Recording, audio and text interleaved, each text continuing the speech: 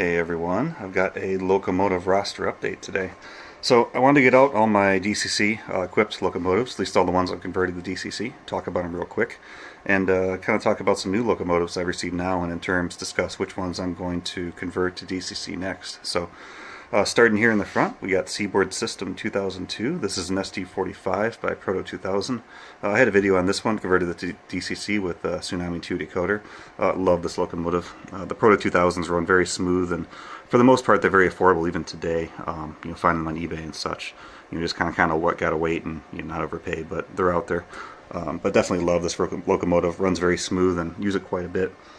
Next up, we have Seaboard System 8603. This is an SD50. So another one like the SD45. It's 645 EMD 645 base for the prime mover. Love the sound of these things. This one's a little bit older. This is an Athearn ready to roll locomotive.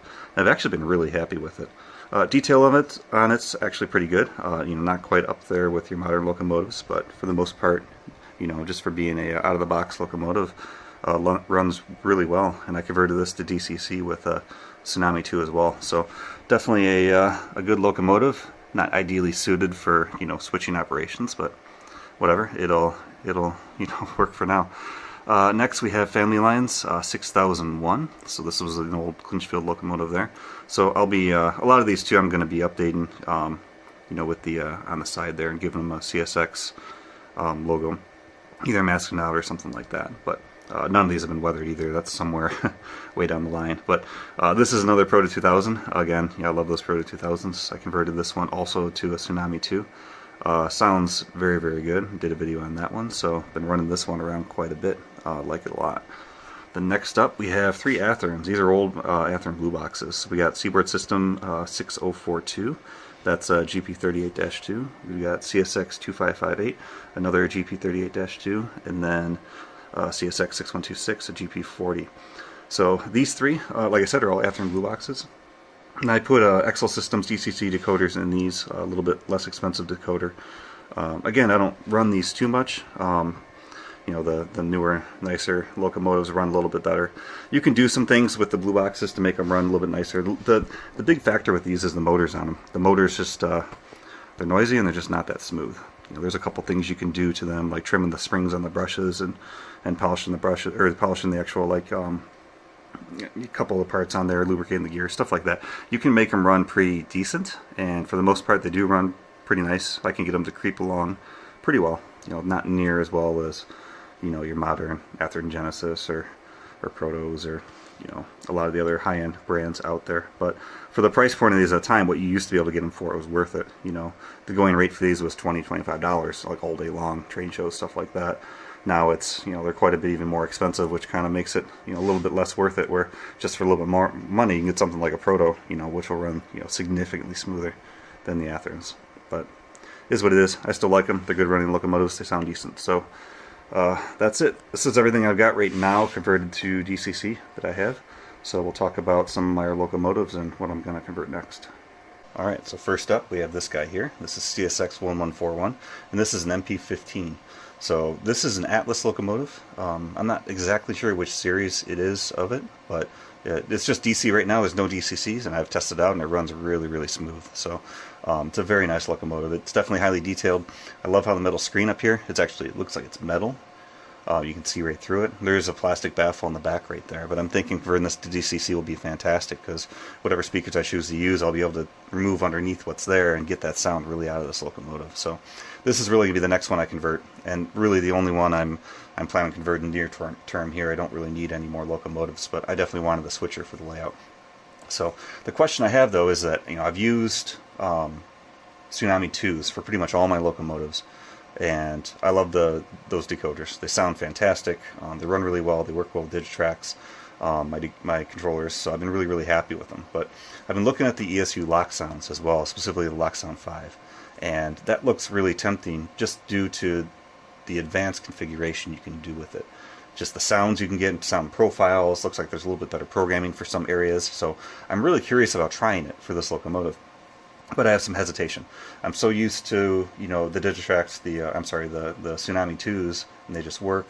And having all the locomotives on the layout be basically the same controller, there's benefits to that in terms of just keeping everything the same, having the same speeds, your speed step maps and everything like that for matching speeds, making sure everything's programmed the same. So it'll be some headache switching to a different DCC, decoder, I feel, but I don't know, maybe it's not that bad.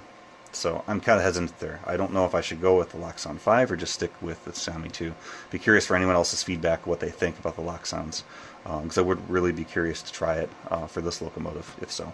But anyway, moving on from there, a little bit more switchers. So I've got a whole stack of locomotives here. Most are Proto 2000s. So these two are SW1200s, two in chassis system, C&O 5091, B&O 5256. So these are both really nice little switchers. I actually have one of these in Conrail as well. I didn't pull that out. So I don't plan on converting these at the time. Maybe it's some type of future thing, but I was happy to grab both of them. To have both chassis right there and have different road numbers and everything on them too. So someday I would like to convert those, but not an immediate need.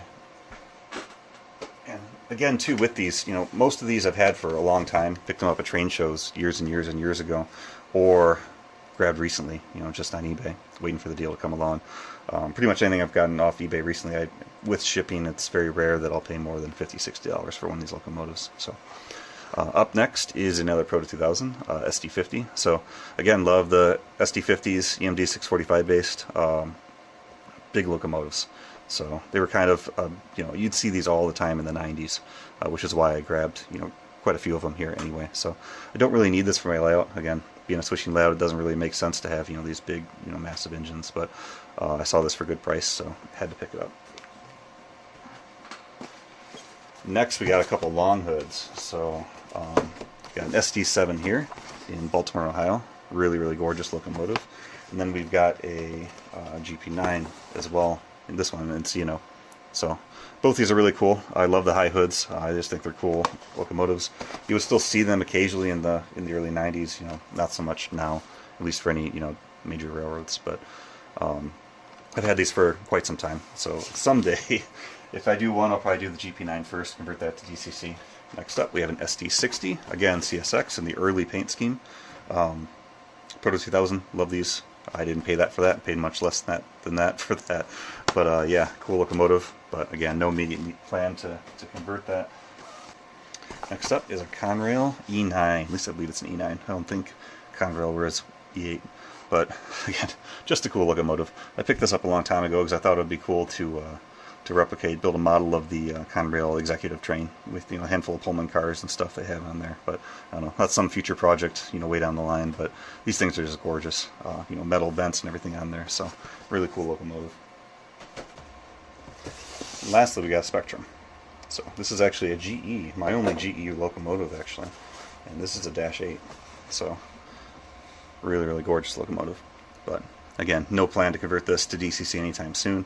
I grabbed this probably 9 years ago, I think. I don't know. I don't remember what I paid for it. It really wasn't that much, though, which was one of the reasons I grabbed it. But I've got a lot of Conrail.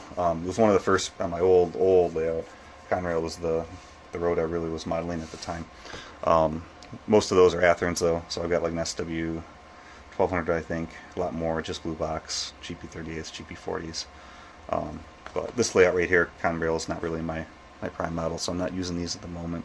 But again, someday, maybe if I've got a bigger layout or something like that, and it makes sense to have these, big 6-axle locomotives running. But so that's it. So, like I said, this will be the next locomotive I'm working on here, this MP15. I'm excited to get this one done. It'll be a fun project. But yeah, I just got to decide what decoder to get. So I'll be looking into that more this week. And again, if anyone has any feedback on the lock sounds, I'd love to hear it. So anyway, that's it. Thank you for watching.